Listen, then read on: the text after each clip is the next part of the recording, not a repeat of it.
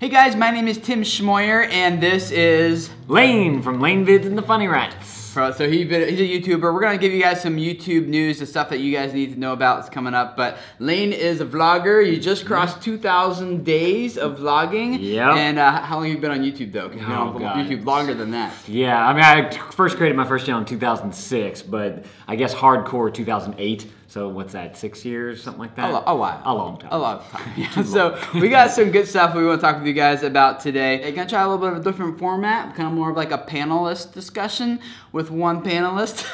Hey!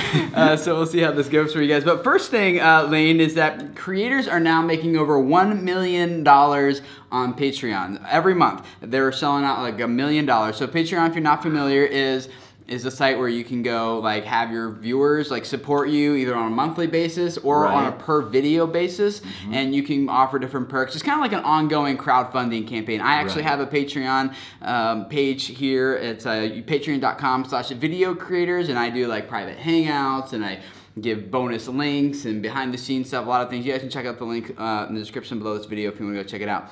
But here's the thing, what I hear from you, Lane, is one, do you use Patreon? And if two, no? Okay. I don't. Why not? Okay. Oh, you want me to? Yeah, go. Well, why not? And also, when do you think it's appropriate for creators to use Patreon? Because apparently it's being pretty successful for a lot of them. Yeah. Apparently with 1 million per month. Now, is that a total of all creators? All creators. Yeah. Okay. Yeah. It's not one person making a million. No, okay. it's just me, basically. Right. Yeah. Right. I've actually been approached by Patreon before, and I do science experiments on my main channel, and they said that could be a good fit there, and it kind of does make sense. But for me, I don't know why. Maybe it's a bad value of my channel, but I just don't feel like I can. Daily vlogs is kind of a little bit, it's not quite the same as like if you're creating like valuable content. Right.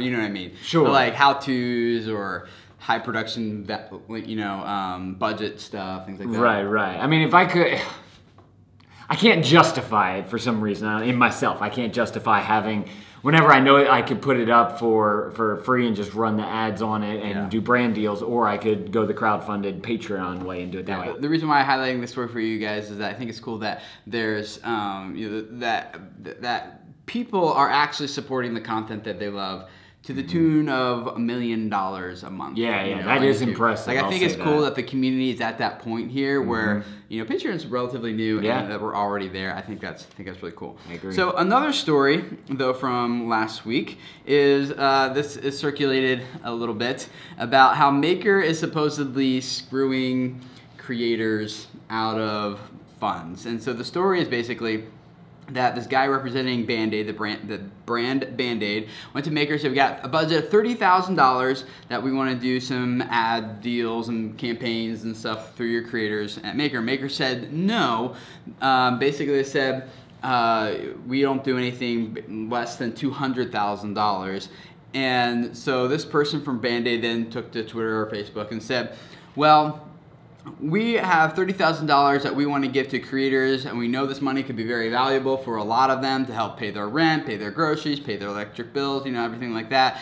And Maker is basically screwing the creators out of people who could find value, who could use that money. Yeah. And so Maker says, well, in order for us to actually to be worth our while to do a brand deal, it needs to be at least $200,000 because it takes a lot of manpower and time to get the deal set up, to get all the ads created and set up, and managing everything with the creators. And so it actually it's not really it's going to cost them money to actually do something for only $30,000. That's what they said. However, this guy said, well, big frame and full screen, we're more than happy to take care of $30,000. Right, yeah.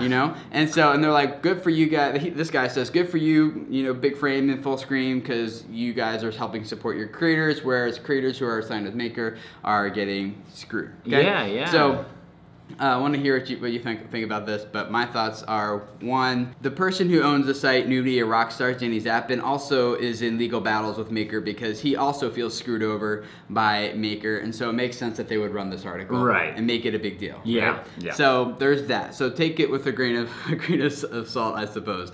Two, I also understand from a business perspective why Maker might need to have like a limit. Like for example, like I do consulting with YouTube creators and brands and things, and I have like a minimum fee where it's kind of like, you know what, it's not really worth my time. No offense or anything, but for the amount of work and energy I'm going to put in to it, like why would I spend all this time and energy doing something for $30 when I have someone over here who's going to pay me $150, you know, or $200, whatever the case may be. So I have turned down consulting deals and I pass them along to other consultants I know who do have the time and want to work for that money, and they're great people and I'm happy to do it. And so the other person still gets the value that they're looking for the consulting. The other consultant gets some value. You know, everyone's just kind of happy in that situation. So I understand how all that works. But if you're a creator, how would you feel if you're signed with Maker? If I was a creator signed with Maker, yeah, I'd be pretty mad because, you know, I think even for especially smaller creators who are trying to get established and trying their hand at working with brand deals, that'd be a good opportunity for them, I think.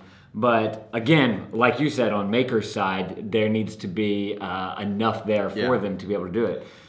Yeah, I understand why people that like creators, especially the smaller ones, are like, you're not supporting us, you know, but on the other hand, I understand how business works too. And it's like, not all deals, you know, are the best deals to take, you know? So, I would love to hear what you guys think about this, though, because I know this is kind of controversial and a lot of people are talking about it last week. So comment below.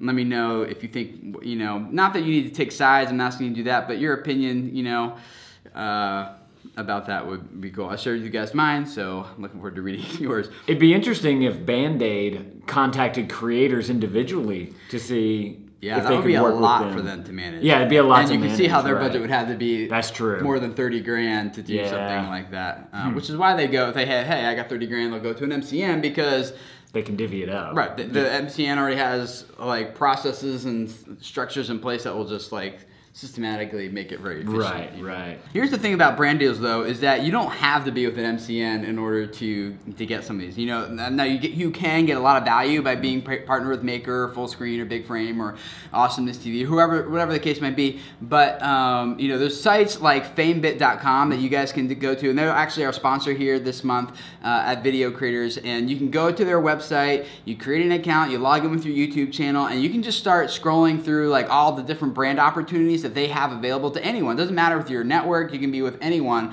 and just take advantage of some of these deals. You just log in and you send a proposal to like a brand that you think could work well on your channel, tell them what your video is going to be about, why you want to do it and all that, tell them how much it's going to cost and everything, and then they get back to you and you get to work directly with the advertiser and the brand to land that deal. And then Fanbit actually holds the brand's money in escrow so that you get paid like really quickly. So as soon as that brand deal is done and that video is published, you get paid within like a few days. It's awesome. It's not like waiting for months and months to see how many views it gets and things like that. So it's a pretty cool system. Do you guys want to check it out? There's a link in the description below this video. And you click, sign up your own channel, start looking for brand deals, and you guys can make some money that way. Yep.